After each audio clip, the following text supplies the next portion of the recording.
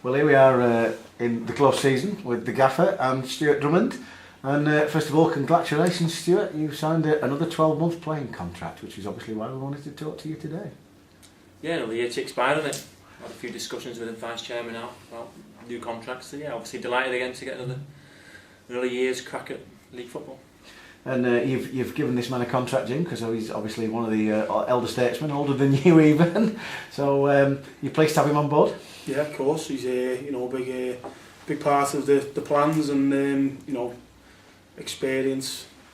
People do seem to write older players off. As soon as they hit that magical age of 35, which is touted as retirement age, then people, are just writing you off straight away. But what I will say about Stew, he's still in the top 3 fittest at the club. He looks after himself. He's relatively injury free, apart from the little do he had with his appendix not so long ago.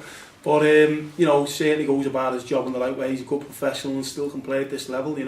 The managers we speak to, myself and Kenny, after games this the season just gone, are always complimentary about how Stewie's played and how he goes about his business, and that's right from the likes of Phil Brown when we played, in the Johnston's Paint and the pre-season game, right through to Graham Turner at Shrewsbury, and the managers speak highly about him, and I certainly do myself, and I'm pleased that he's with us again for another 12 years, not just on the playing side of things, but obviously on the coaching side of things now as well. So Stewart, you were obviously signed from Morecambe in 1948 and you're 136 now, is that right? Right, did use that line, I like that, yeah. You said you signed in 92, was it? I think I first came up in 92, so what's that, 20 years ago, so I was 16, yeah. I just left Preston at 15, so I came up here as soon as I was released, and I think when Dickie was doing the... Dickie was doing the reserves. So Dickie's been here longer. Dickie's been here longer than me, yeah. So yeah, it's been a long time. 4 years away, obviously, with Chester and Shrewsbury, but the majority of my time has been spent at Morecambe. And obviously, from your point of view, many happy memories. In your early days, Jim Harvey brought you on, and I know you said in the past you learnt a lot from playing alongside people like Brian Haley and things like that. And you've got a wealth of experience. Are you hoping to pass on something like Brian Haley did to you? To sort of, we've got plenty of youngsters that Jim's signing at the moment, so. Yeah, that's right. When you start getting towards your mid-30s, shall we say, you start looking towards the next generation and next Stewart Drummond, shall we say. There's one or two have come and gone in the years, and some make it and some don't. But yeah, you're always looking out there, especially nowadays, looking after the reserves and the young kids as well. So you look into them that play in your position and hope that you can try and bring them on a little bit. Well, moving on, that's interesting you mentioned the reserves there, because obviously you've both got the involvement with the youngsters. And I wanted to touch on that. It was something that Jim said in an interview that he did with Mark last week about the hardest decisions that he's ever had to make. And I know you were involved in this. Obviously, we bring on the youngsters. They play a lot of reserves games. Some of them play quite a few times for the first team. And then come the end of the season, you have to sit down and decide who's staying and who's going. And I know you said that was difficult, and presumably you found it the same. Yeah, exactly. The thing with youth team football and kids having them coming through, it's great at the end of the day when you have 3 teams at under 16s, 17s, 18s, you're not going to get 36 kids that get into the first team squad, or at least get a contract at the end of being 18. So it's a difficult process. You hope that by the time they get to 18 that they've learned enough technically and establish themselves physically so that they can make that step into the first team. But yeah, it's always the hardest part of any sort of football later there. He's telling lads that they're not going to get a new contract or a contract. And what about you, Gaffer? I know you touched on it last time, said it was the hardest decision. To have to sit down with those young people and tell them face to face, that's got to be really, really hard for you. It is, because it's the ambition of the young lads to go on and be professional footballers, and the big bad wolf who has got to say, unfortunately we'll be releasing you. We've had it over the last couple of weeks with certain individuals, and it's part of a learning curve for me, but it's certainly not a nice one. And any manager that you speak to, and even the academy lads are in tonight with Dick Danson, so he's been doing it for 89 years or whatever he's been doing it, but he said that it's the worst night of his year, and it's terrible, because you're just absolutely killing someone's dream, really. Not so much killing it, but certainly your football club, but you've got to wish them best and do all you can for them, and hopefully they'll come back and prove you wrong. That's what they'd like to happen, but on the flip side, someone goes away and does the business somewhere else, You know, it's a case of why did you let that lad go, but you can't keep everyone on. You know, it's part and parcel of football. It goes on at every club, and we're no different. You know, budgets, everything comes into consideration. Taking players on for the sake of it, when you've got players ahead of them in certain positions, you've just got to weigh the lot up. Myself, Kenny and Stew have done that throughout the season. I had it with Dickie, obviously, at the academy, and you know, we've had to do what we've had to do. So going back to the playing side of it, Stu, are we still going to be well? I better ask you, and I better ask the gaffer. Are you still going to be? Ask the manager. Yeah, I'm going to say, are you going to still be ploughing your trade in midfield, or are you going to drop further back? Are you going to be defensive midfield? Are you going to, because you still posed? We missed you at the end of the season posing a threat from free kicks because of your height, obviously, and you've scored quite a few goals. You know, I wouldn't say you were ahead of specialists. I think you're better at volleys myself, because most of your goals. Jim likes to think he's the best volleyer in the club. Oh, is that right? I've probably got more volleys than you know. No, you're 2 against Chester go down. Yeah, I remember them 2 against Chester. So yeah, but I mean, so is that obviously you've still got the drive and the energy to do it? You proved that last season. It's difficult because you talk about all the players and you talk about yourself, don't you? Jim and Ken trying to replace certain players at the club, and talking about myself. If you try and replace myself, I always sort of get between 5 and 10 goals every year. A couple of times I might get more than that. And I'm trying to sell myself here to get a move, but I'm not too bad in both boxes. I'm decent in the air, I'm alright at passing. So you think, well, the next person that comes along's basically got to do what I'm doing. So in a way, that's why I'm still here at 35, 36. Until somebody comes along that can do the same job that I do, then I'll still be hanging around the place. But yeah, I think I'm always good for a goal or two, and hopefully it'll transpire this season that I get the chance to get a few goals again. So looking at your role in the first season as reserve team, how did that go for you? Summing it all up, I've had the same chat with the gaffer, and he said it was a steep learning curve because there's loads of things that you don't expect to happen that do, and there are some things that you put in place which don't work, and other things that do. Presumably, same for you. Yeah, it's not quite as steep a learning curve as that this year. I wouldn't have thought, to be fair, but yeah, I think it's great really, because it certainly helped Jim before he stepped into the first team manager's job. It just opened your eyes to a side of the game and areas of the game that you don't necessarily think about when you're a player. When you're a player, you just come in, get changed, go and play, and go home and don't think about it too much. But there's a lot more that goes into the game itself, organising the lads, trying to work out what sort of mental state certain players are in, and that's the area that you don't see a lot of lads are different personality-wise than a lot of the other ones. So it's difficult. It's trying to get the organisation sorted out and get your own sort of structure ready and get yourself set into your own routine where you have your match day routine or match night routine. But yeah, I must admit I've enjoyed it. The 5, 6 lads, the young lads that I had, struggled a little bit in the first sort of 3 or 4 games, but yeah, I think towards especially the middle part of the reserve season it became 2, and we had some pretty decent results throughout the season.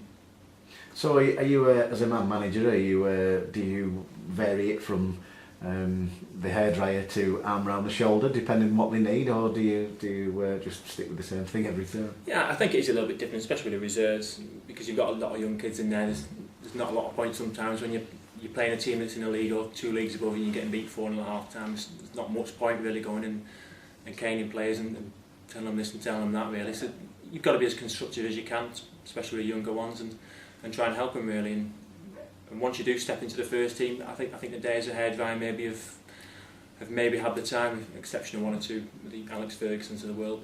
But no, it's all about being constructive really nowadays and trying to help them out. Yeah, neither of you got the whiskey nose for the hairdryer. No, not yet anyway. No. Stewart will be there before.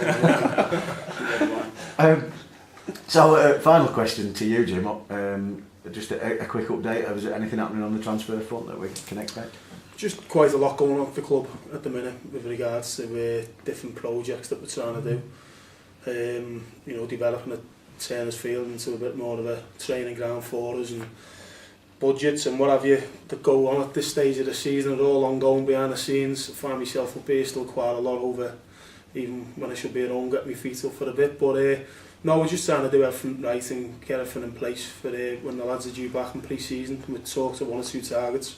Obviously we got Frelfall, and hopefully there'll be 2 or 3 more that'll come in, and I should imagine that'll be about us, because as I say, it's common knowledge with the way it is with every football club. In Great Britain in a whole at the minute, everyone's cutting the cloth accordingly, so we're no different, and we'll have to make sure that we do things right and within the rules and regulations. But we've certainly got 1 or 2 targets that we're speaking to over the the last couple of weeks, and we'll continue to do that over the coming days and weeks. Well, thanks for talking to us today. Congratulations on another 12 months, Stewart. We expect, obviously, between 5 and 10 goals. You heard that here, Gaffer. He said that. Well, Jim, one of the things I wanted to ask you was about, it was you that told me 10 years ago today you signed for Morecambe Football Club. That is correct, is it not? I believe so, yeah. Neil Marsden told me 22nd of May 2002. It was when I first signed, yeah. 10 happy years.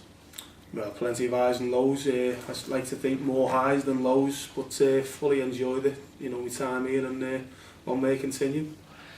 So I'm going to take you back. What have been the highs? Well, obviously Wembley's the biggest high. You know, getting promoted, being a captain that lifted the trophy. There's been big games along the way as well. You know, Preston in the Carling Cup, Wolves in the Carling Cup, Chester in the FA Cup when we won 3-2 and I scored 2. I knew we'd mention that again. Two volleys. Yeah, so there's been plenty of highs, but obviously the lows as well. You know, getting beaten in the playoffs, Dagenham away was probably the lowest ever, 6-0, and getting beat by Hereford in the playoffs. 1 or 2 injuries that I had. Certainly the one that I got when I first signed for the club. I think it was against Livingston or Hibs or something like that. Last minute, went in for the tackle and caught my foot in the turf at Christie Park and set me back for 2 or 3 months. Same time as Dave Perkins was out, and we spent a lot of our time in the pool together and doing a lot of rehab together. And that's in my first few months at the club. And you know, when you play, you just want to get up and running. But not to say loads of highs, but a couple of lows in there as well. But football being football, that's the way it is.